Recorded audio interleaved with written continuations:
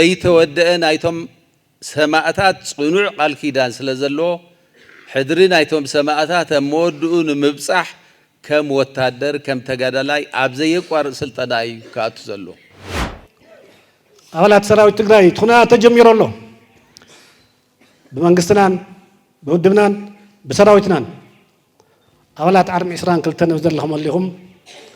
ኣብ ኣየር ድሕሪ ምውዓል ኩልኻ ግዜ ከይሓለፈ ክተት ጻውዒት ክሕልፍ ይደሊ ኩሉ ትግራዋይ ኣብ ዝሃለወ ይሃሉ ሎሚ ሓንቲ ቋንቋ እዩ ዝዛረብ ዘሎ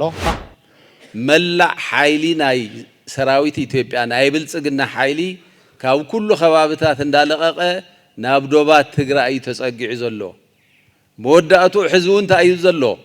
ዘይመላእኽ ወጽንተት ክፍጽም ይብለሎ ፖለቲካዊ ቃልሲ ብልሕጫፍ ዝኾንኩም ሰራዊት ከምቲ ኩሉ ዝምስክሮ ሕዚ ፈታውን ጸላእን ኣብ ዱልዱል ቁመና ተልእኹ ንምፍጻም ኣብ ጉቡእ ቁመና ከም ዘሎ ፈታውን ጸላእን ዝምስክሮ ሓቂ እዩ ጀጋኑ አርሚ 22 ናታትኩም ስልጠና ውጽኢት ናታትኩም ምድላ ውጽኢት ውን ከም ተብቲ ጭርሖና ዝተገልጸ ዘቤት ንዳግማይ ብሔራዊ ብርሰት ይዝብል መጻእ እዋንና ትዘሎብ ቅድመይና ዝህሉ ትርር ዝበለ ዓቀበት ምስ ተሳገርናዮ ርሁ መጻእ ከም ዝህሉን ትግራይ ምድረ ታሪኽ እያ ካብ ኩሉ ላዕሊ ከዓ ንደቃ ምድረ ተስፋ ከም ትኸውን እንረጋግጸሉን እዋን እዩ አላት ዳያስፖራ ዝኾነ ናይ ዙም ሚቲንግ ጌርና ነርና ብሓደ 3-4 ከተማታት ዝኾኑ ዘሕለፍዎ መልእኽቲ እንታይ ነይሩ ብሰራዊት ትግራይ ብትዲኤፍ ፈጺምና ይንደራደርን እዩ ኣትና ትዲኤፍን ውድብ ህዝባውያን ሓርነት ትግራይን ካልኦት ብሔራዊ ትካላትና ንምጥፋእ ይቃለሱ ኣለዉ በዚ መንገዲ ዝግነ ይንደራደርን እጆኹም ዝብል መልእኽቲ እውን ኣሕሊፎም እዮም ክንጸንት ደኒና ይንጸንትን ከንበርኩና ደኒና ይንበርከኽን ከጥፉኡና ንዑምፁ ደኒና ጥፉኡና ይንብልን ካብ ቀደም ጀሚሩ ወለድና ኣብቲ 17 ዓመት ናይ ዕጥቂ ቃልሲ እውን እምቢ ንብሔራዊ ጭቀና እምቢ ንብሔራዊ ውርደት እምቢ ንወፅዓ እምቢ ሉዓላውነትና ኣሕሊፍና ኣይንህብን ዝብል ዘኹርዕ ታሪኽ እዩ ዘለና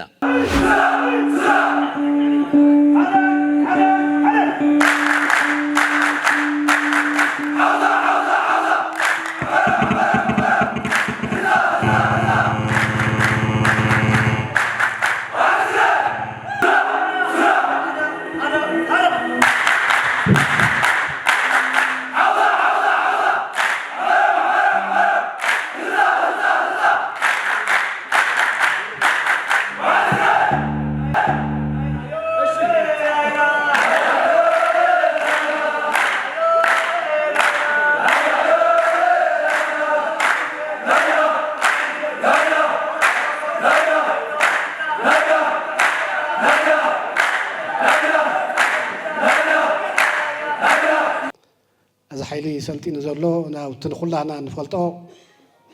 زبط نبهراوي برست صدر مريت تجراي حلفنا ينهبن كابوتاتنا ينعبن كابوتاتنا ينقسن زولو دك 20 كلتن سراوي تجراين أو كبيت وقتها وناي سلطنا مدرخ لنا نتنا يسرح ممرهم انت طعمو زهاونا يوم سلطناتات اب ثلاث عبيت مسرتاو نغرات بتملع علوت وتدراوي مرحتي سراوي تجراين انكاب بنغستن ودو حوحاتن عبيت مهرات زساتف سلطنا يتغايدو اتحدا تجراي اما صان مسرتاوي تاريخ تجراين هنصت ماخل زغبره بوليتيكاو سلطناتات 4-5 رئيس توهيو تخلاي كم تنفلت أن درج السعرة حزها عن الزي جنسايد أو ورار يتبي أطرح زي كونس نظام قبتن وررتن يعلم السعرة وتدرى وساينس انت أبنان كبابي شو عتشم انت أرس زلو سلطنا يتواهيو زي خاهم تزولنا بتملي بدم تما كورن زلهم تدرى أزتي كماندرات سراوي تجراي بوليتيكانيا تجراي مهارات تجراي استهوا تمرتيو الثالثاي نايوق دغاف نايوق اغلغلت نولو ما اگر سراويتنا استافنا كزونه كلتيوم نايوق دغاف نايوق اغلغلت زبالو تمرتات ايام تواهيوم أزستوها حيل خا كلنا كم نفلتو وجز جمر زودا بزوجل حيلي قدم اتقاو قال سبا نحرنا تግራይ أبو قويلا يبهال نيرو ناي وجق الله سمالتي مر حيلي مر حوطلني أنا أربع إسران كلتن كان حلف تمكرو تناشم من توارح ناي انسى تورار بقلت سلسته خلط راس استمسرته حزي تنفلتو قمنا زبصح حيلي كاو وفرا ولا وفر ديتات توفر صحي براق داغماي عرسه مكلخال قلتاشنا 14 نهرو قات جنبار دور تاور جنبار مارسا قوبيه بلاغو الوها شو عتم معلت بتلقت تغعيزو تأمر سرح كافتن مرصات أرمتاتنا حد أبال أرمي إسران كلتن سيامي إن كم تعنتو زقلت نورا الله لا بايس هاي هربانيا تقراي أجازي منجر كم فا أبتاريك ألسيزوا وين حرنا تقراي حوزين التنفولتو صلاتنا أو 8 عنصو معصو لقتاشن 500 حزبنا بقفعوي لكعهم زنا يحزي تماسالي دبداب زبصحنا حوزين زبال هربنيا زبال تግራይ ሙሉእ እንግዳዕ ካሰብር ስያሜ ናይ ኩለን ኣታትና ኣሕፈሮም ካብቲ ናይ መጀመርያ ስውእ ወታደራዊ መራሒ ዓርክሪ እነሙሴ ህንፃ مبل 17 عامت اتقاو قال زولدو افت نفلطو ناي 9 ورار استساتفه زغا ازاز خلو طور كوينو نزدين سايت كوينات كمكت استغادله يسمع له بزد بحال زفلط زول كاب دور تاور كاب غاشنا ورينا زوان زول بحنت لي تنحدر جزائي بحال فلط خلو طور نا مرحم مسواء زخفله كم تم قالت بتقراي درجة زي فلت قلنا 17 عامات اتقاو قال سناري مو إذا حزي أبز سلطان أوتيانا زلوا خعسيوم زبل مصوعي كور حدا ملس زبل كور كلت وحس تقراي كعها بتقراي درجة كور سلست استافنا حيلم زبل متقالو سيدانا كلهم أرمنا حيلهم زول مدمدم تحيزهم معصوينا حيلهم يو ما سلطنا بخمس بلا من قديو تزازيمو نقرا من قدي أولاد سراوي تقراي تخنا تجمير الله بمنقستنان بودبنان بسراويتنان أولاد عرم إسران كلتن وزر لهم الليهم أو أي الرحرم وعال كل خاق زي خي حلفة كتت سراويت كحلف يدلي نقولوا أول سراوي تقراين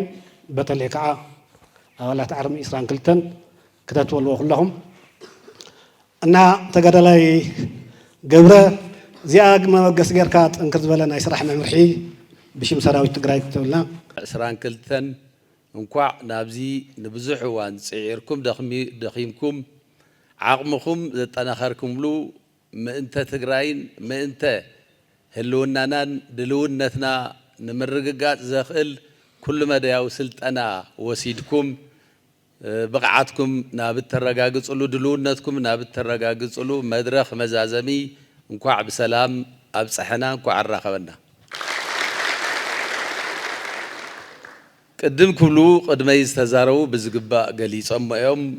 أرمع سران كلتن كلن مسأوع شمات تريخ من أو أنت اللو أجازي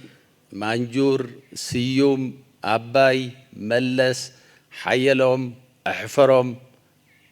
قالوا زي تسوعوا هنسا حاوزين اللي كانت تسوع أنت لها زوم جاكانو زيهم من انتهلونا حزب تقراي كابي هراون درباون شكونا حراخ وص ببهلوخ وخرع ببهلوخ معبل بقانقوخ مهار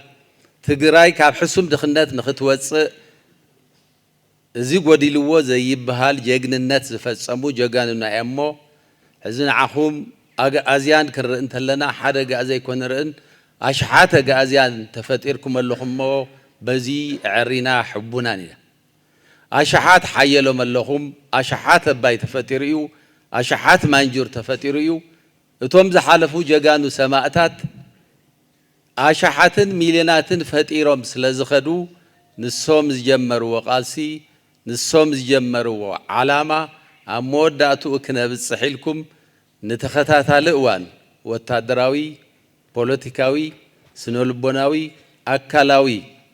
بقى عصر رجاج سلطنا ناكادكم يخم مسيهم كنت بتصيح فروم زولو حدا تجادلاي حدا أبال TDF زي سلطنا من تايو حزب تجراي كونه سراوي تجراي TDF بملؤ زي سلطن عقمو زعبي زي تودأن أيتم سماعتات صنوع قال كيدان سلازلو حضرين أيتم سماعتات مودون مبصح كم وتادر كم تجادلاي أبزي قوار سلطناي كاتو زلو زحزز وداهم سلطناون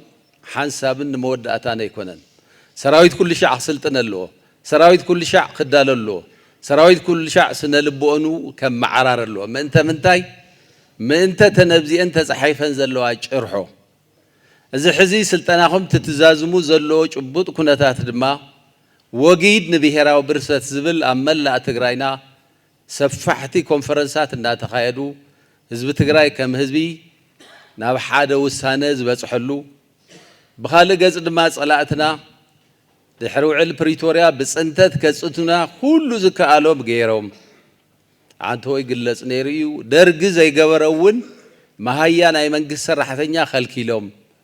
حزب بعلوز قطب بجنزو بانكي كي يركب غيرهم مسرت على معتات زبهال يلن شغطات كي يأتو غيرهم نداد كي يأتو غيرهم حكمنا كي يأتو غيرهم تنواننا عندك على سلن زلنا علاماتات دما بمليون زغوت صار تفانق حزبنا نعم مربتون كي يأتو مخنياتات ندافترو حزبنا بسلحتها كتصنت غيرهم أبتحتو وررت صلاة زلو حزبنا دما بب معالتو مننتو نغير مننتو نزيك أيرا دما كاب جزء داوتو يقتلوا يرشونو ويطفوا ولو 400 ومريتنا أبتحتو وررتي زلو زيهم كلهم بسلامة ومنجدي دحري وعلى بريتوريا يملس دخوني خون بسلامة ومنجدي زيهم نرجع صام دخوني خون تبهيلو كاب عكن لعلي تعجز تجيرو حزب تجراين سراوي تجراين كاب عكن لعلي بسلامة ومنجدي نخود تعجز تجيرو يخون بركم تقول لهم تفلتوا صلاتنا حزون فزيمو زملس مريت يلاني لهم كواداس ملو عصوان خرجاجز زكا آلوم غيرهم بحاسوساتاتهم ببانداتاتهم بسللتهم بيلون قبل على تجراي كال زور وج يخوفتنا نيرهم تصلحتها وج عيق ورصن ملكعي يغيروا نيرو حزب جبوت أبزنا لنا لخناتات دما ملع حايلي ناي سراويت إثيوبيا ناي بلصقنا حايلي كاو كل خوابتات اندالققه نابدوبات تجراي تسقع زلو موداتو حزون تايو زلو زي ملع اخوت انتت كفصم يبللو كم تخلاتنا نكتاتلو افانان اب إثيوبيا تلفزيون طابيهم حزب تجراي نمصنات حزون لعلي شوعته شديشته بروجرام حدا معالت الناس رحو مصاناكم زي تودى ناي صنتت علمنا خنغدينا زول زلو سلازي جاغانو ارمي عسران كلتن ناتاتكم سلطنا وصيت ناتاتكم مدلا وصيتون كم تبتي جرحنا زتغلصه زبت نداغماي بهراو برسات يزبل نحنا انت لنا نسخم تلخم نسخم تماليف تصنتتاو خيناتو نسبعان كلتن معالتات وكل مغب زي رخوكم وكل جستيكس كيرخبكم حاده خندميت خندشخوينكم تاريخ السرح سراويتكم باخوم ملا حزب تجراي ابدغ يخون نوصا خرعاتي سمعوا اب قرب اوان مس ابالات دايسبورا زخونه ناي زوم ميتينغ يرنا نيرنا بحده 3 4 كتماتات زخونو زحلفوا وملقت انت ايديرو بسراوي تجراي بتديف فصيمنا يندرادردي تديف حتوتنا زليكم حزون كم تتمالي نموفاي نمغبار دلواتينا يلوم او انت لون صنع ملقتنا بتديف زمصنا عيننا ينحسن بتديف واقع عداغاي نغبرن صلاتنا تديفن ودب زواين حرنا تجراين كالوت بهراو تكالاتنا نمطفاي قالو سلو بز منجد زغن اين درادرنا جوخم زبل ملئخت ونحليفهم لذي تزلنا الوقتي اتحزي سلطانات ودلو زلهم وقتي ام كميز بل وقتي الكام جنزاب كدليو معاز تاي غوري زي تفلط انبره بقرب ارحقت كوينم كل عقمو مواريدهم حزون كنصنتكو بنا امزولو زلو نحنا خم تجارو دما زلنا مرجع حانتن يا تخاليت مرجع كنصنت دنيناي نصنتن كمبر خونا دنيناي نبركخن كتفونا نعمصو دنينا طفونا ينبلن كاب قدم جميرو ولدنا افتا 10 عامتنا عدق قال سون امبين بهراو ጭቀና امبين بهراو وردت امبين وصعا امبين لوعلاونتنا حليفنا اين هبن زبل زخرع تاريخ يزلنا حزون هلونا حزب تግራይ ንምርግጋጽ ካብ ዳግማይ ጽንተት ክንከላ ኸልተኾይናት እንኮ መማረጺና እቲ ሕዝብ ስልጠና ጥሬኹም ዘለኹም ዓቕሚ እቲ ሕዝብ ብስልጠና ፈጢርኩም ዘለኹም ጉልበት ሕዝብ ዝርኽርእ እንተለኹ ንባዕለይውን ሞራል ይስምዓኒ ሕዚ ሰራዊትና ታዘለቶ መማረጺ ታጽንዕቲ ቃል ኪዳን ናይ ስዋኣቱ ሒዙ بخبرن بجigنነትን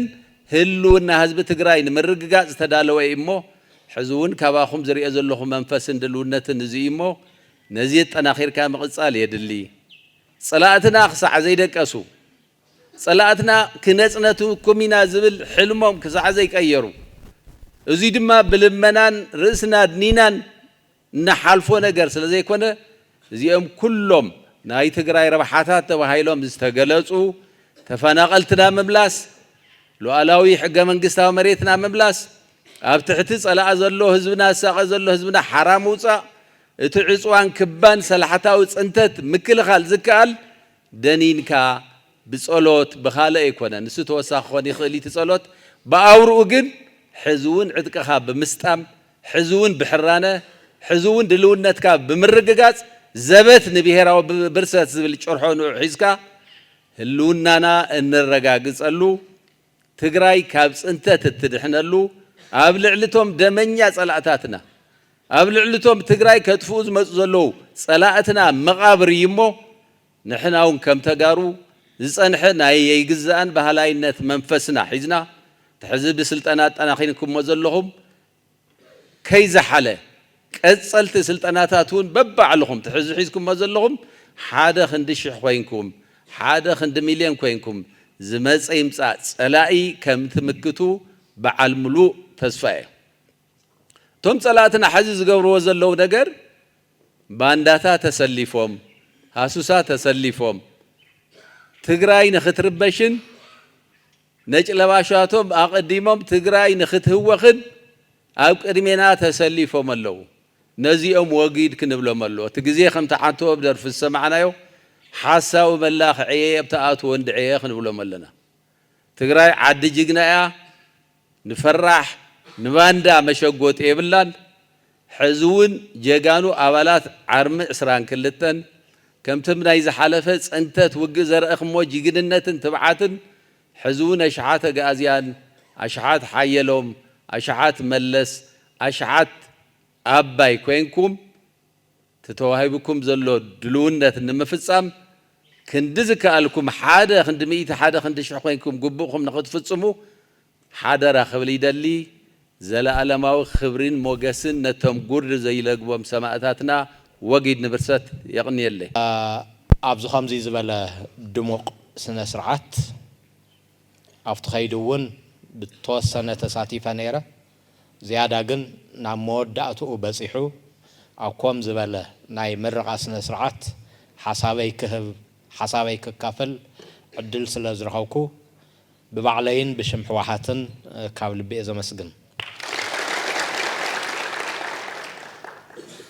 ኩሉ ትግራዋይ ኣብ ዝሃለወ ይሃሉ ሎሚ ሓንቲ ቋንቋ እዩ ዝዛረብ ዘሎ ትግራዋይ እንትብል እቲ ትግራዋይነት ዝተላበሰ ትግራዋይ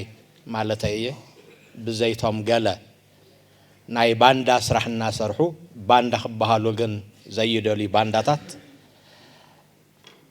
ከምቲ ዝተገለጸ ትግራይ ኣብ ንቡር የላን ልዕሊ 400 መሬትና ኣብ ኢድ ወረርቲ እዩ ዝኒሄ ኣብ ኣሓራ ዘይወፅእ ህዝቢ ኣለና እንተፈቂዶሙሉ ጥራሕ ዝነብር ተዘይፈቂዶሙሉ ከዓ ህይወቱ ኣብኣቶም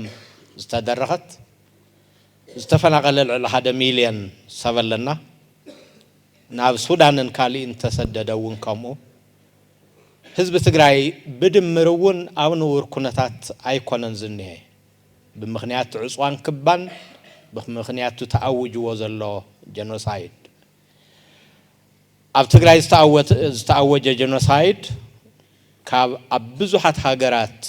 ዝተፈጸመ ናይ ባዕሉ ፍሉይነት ኣለዎ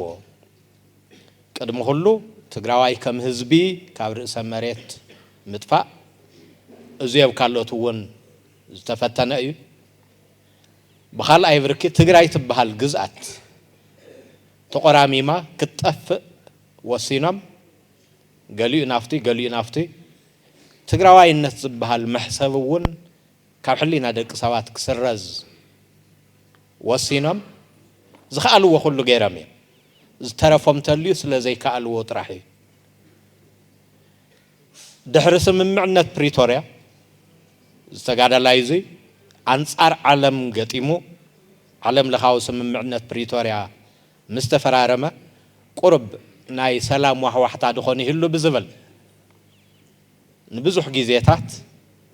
ከቢድ ሓሳረ መከራ እናሓለፈ እውን ተጸሚሙ ጸኒሑ እዩ ግን ክትህሉ እትኽእል ነበረት ወይ ዝመስለና ዋሕዋሕታ ሰላም እውን ታ ስምምዕነት ኣፍሪሱ ካብ ባህሪኡ ካብ መበቆሉ እውን ናይ ሰላም ሓይሊ ኣይኮነን ምክንያት ናብዚ ኩሉ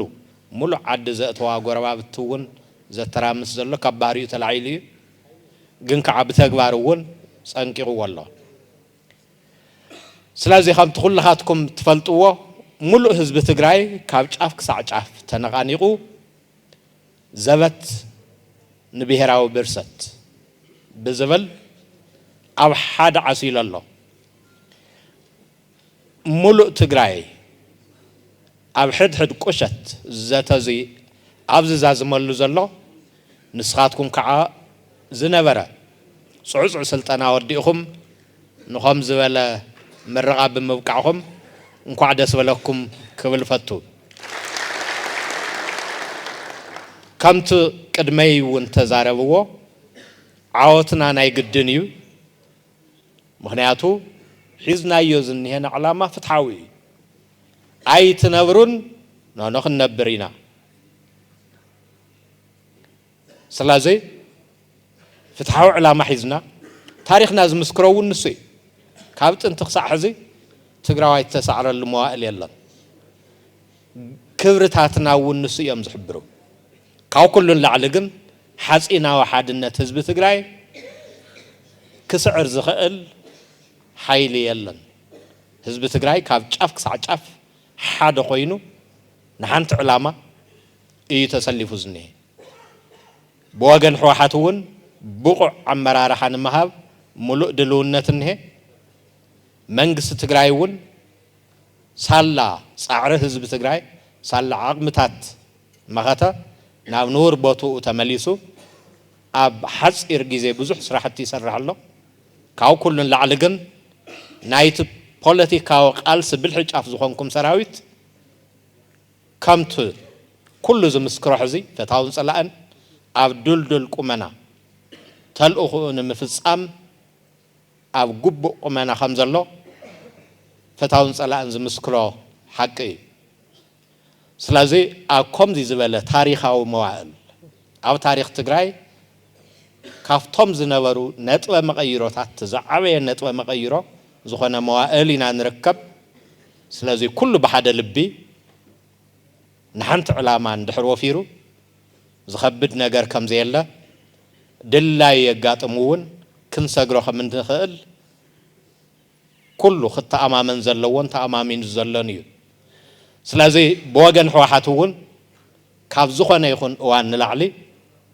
ተልእኹ ብብቕዓት ንምፍፃም ኣብ ፅቡቅ ቁመና ከም ዘሎ እናገለፅኩ መጻእ እዋንና ትዘሎ ቅድመይና ዝህሉ ትርር ዝበለ ዓቐበት ምስ ተሳገርናዮ ርሁብ መጻእ ከም ዝህሉን ትግራይ ምድረ ታሪኽያ ካብ ኩሉ ላዕሊ ከዓ ንደቃ ምድረ ተስፋ ከም ትኸውን እንረጋግፀሉን እዋን እዩ ጽቡቕ ናይ ምረቓ በዓል ይኹነልኩም ይቕኒየለይ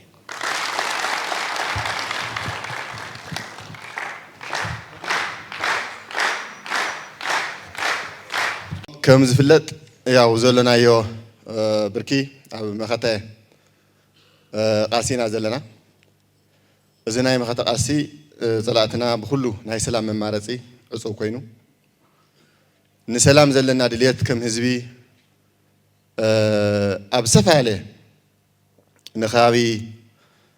ድሕሪ ስምዕ ፕሪቶርያ እኳ ተወሲድና ልዕሊ 3 ዓመት ዝገብር ክትግበር ዘረአናዮ ተበግሶ ናይ ሰላም ቅድሚኡ እንተኾነ ኩሉ ናይ ሰላም መማረፂ ክንረክብ ዘቕረብናዮ መበገሲ ሰላም ተቐባልነት ብጸላእትና ይረኸበን ኩሎም መማረፅታት ሰላም ዕፁብ ገይሩ ጸላኢ ድሕሪ ስምዕ ፕሪቶርያ እንተኾነ ብሰላሕታዊ ፅንተት ኣብ ልዕሊ ህዝብና ኩሎም እቲ ናይ ጀኖሳይዳዊ ፅንተት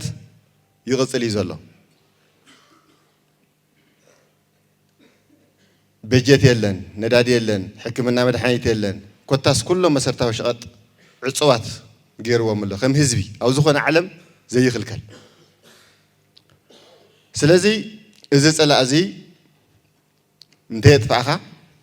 ኩሎም ዓይነት መማረፅታት ሰላም እውን ንዓና ክበይ ይኽእልን ክቕበሉና ይኽእልን ዘለና መማረፂ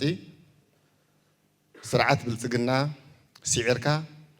ኣብ መቃብሪና ሰላም ክንረጋግፅ ንኽእል ዝብል ጥራሕ ክንድምድም ገይርና ኣሎ ካሊእ መማረፂ እውን ዕፁብ እዩ ነዚ ተሓሳብ ዝገበረ እንተልእኾ ድልው ዝገብር ፖለቲካውን ወታደራውን ስልጠና ወሲድኩም ላዕላዊ ግዛኣትና ንምምላስ ኣብ ኬንዳ ብሕማምን ብጥሜትን ዝረግፍ ዘሎ ተመዛበልትን ኣብ ቦትኡ ንምምላስ ዘኽእል ድልውነት ብቕዓት ናይ ለይትን ቀትርን መሪር ኩነታት ሸጊርኩም ስልጠና ከም ወዲኹም ጸላኢ ንምድምሳስ ዘኽእል ጸላኢ ንምስዓር ዘኽእል ድልውነት ፈፂምኩም ኣብዚ ስለ ዝተራኸብና ደጊመ እንኳዕ ደስ በለኩም እዚ ኢለ ኣርሚ 22 ካልኦት ኣርምታትን ከም ምምሕዳር ከተማ መቐለ ኣብ ከተማና ፀረ ሰላም ሓይልታት ኣብ ከተማና ናይ ፀጥታ ፀገም ከይፍጠር ብምትእሳር ሰፋሕ ስራሕቲ ሰሪሕና ኢና ህዝብና ውሑስ ሰላም ክረክብ ለይትን ቀትርን ተይረብረብኩም በቲ ሓደ ገፅ ተልእኾ ናይ ግንባር ሒዝኩም በቲ ሓደ ገፅ ተወሳኺ ተሸኽሚ ብፍላይ ናይ 22 ናይ ደጀን ሸኽሚ ተሸኪምኩም ክልቲኡ ሓቢርና ዝሰራሕናዮ ከተማና ህዝብና ከይረጋጋዕ ህዝብና ሰላም ከይረግብ ዝገብሩ ነበሩ ጸላእቲ ብፍላይ ድማ ምስ ስርዓት ብልፅግና ኮይኖም ተሰግሲጎም ምሳና ኮይኖም ዝሰርሑ ዝነበሩ ክሳዕ ተነቂሎም ዝኸዱላ ናብ ደንቢኦም ብሓደ ኮይና ዝገበርናዮ ቃልሲ ዕዉት ነይሩ ህዝብና እውን ክድሕን ስለ ዝገበርኩም ደጊመ ክብሪ ይግብአኩም ክብል ደሊ ሕዚ እውን ጸላእትና ኣብ ውሽጢ ኮይኖም ኣይከኣልን ኢሎም ኣብ ደንበ ጸላኢ ምስ ብልፅግና ኮይኖም ዝገብርዎ ዘሎ ምንቅስቃስ ንፈልጦ እዩ ሰላምና ክዝረግ ብዝተፈላለየ መልክዑ ኣብ ማሕበራዊ ሚድያ ኣብ ዝተፈላለየ ስርገት ብምእታው ህዝብና ከይረጋጋዕ ሰላም ከይረክብ ዝግበር ዘሎ ምንቅስቃሳት ሕዚ እውን ልዕሊ ዝኾነ እዋን ኣብ ደጀን ውሕስ ሰላም እንተይፈጠርካ ናይ ግንባር ምጥንኻር ኣይሕሰብን ስለዚ ደጀን ንድሕሪት ናይ ፀጥታ ሽግር ዝሓስብ ናይ ግንባር ኣተሓሳስባ ከይህሉ ደጀና ብኩለ መዳይ ውሕስ ዝኾነ ሰላም ምፍጣር ትሒዝናዮ ዝነበርና ጠናኺርና ምቕፃል ከድሊ እዩ እዚ ክብል ተለኹ ኣብ ደጀን ብስራሕ ስራሕ ነቲ ናይ ግንባር ምጥንኻር ናይ ባዕሉ ዓብዪ ታራ ምሽርሻር ስለ ዝፈጥር ምዝየነ ተኣሳሲርና ሕዚ እውን ከተማና ከተማ መቐለ ካብቲ ዝነበረቶ ብዝበለፀ ውሕስ ሰላም ንምፍጣር ምምሕዳር ከተማ መቐለ ምስ ኩሎም መደረግቲ ኣካላት ኣርሚ 22 ምሳና ሓደ ኣካል ኮይኑ ዝሰርሕ ኣባላት ምልሻ ኣባላት ፖሊስ ካልኦት ኣባላት ኣመራርሓ ሕዚ እውን ኢድን ጓንትን ኮይና ንቅድሚት ፅሩይ ደጀን እናፈጠርና ኢና ንኸድ ዘለና እናፀረየ ብዝኸደ ቁፅሪ ዕላማና እንዳሳኽዐ እዩ ዝኸድ ዘሎ ግንባርና እንዳጠናኸረ እዩ ዝኸድ ዘሎ እዚ ወሳኒ ታራ እዚ ንምፍፃም ምምሕዳር ከተማ መቐለ ኩሉ ዝከኣሎ ንምግባር ኣብ ጎንኹም እዩ ኣብ ጎኒ ሰራዊት እዩ ሓደ ኮይና ኣብ ዝሓፀረ ግዜ ፀላእትና ስዕርና ዓወትና እውን ናይ ግድን እዩ ክብሪ መጎስን ሰማዕታትና ክብረት ይሃበለይ ትሕዝቶታት ሚድያ ወይን ስለትከታተሉ ነመስገን በብእዋኑ ዝፍነው መደባት ወይን መክተታል ሳብስክራይብ ላይክ ሼር በመግባር ቤተሰብ ሁኑም ሁሉ ሃናጽ ትብሉ ርኢቶኹም ክንቀበሊናም ሚድያ ወይን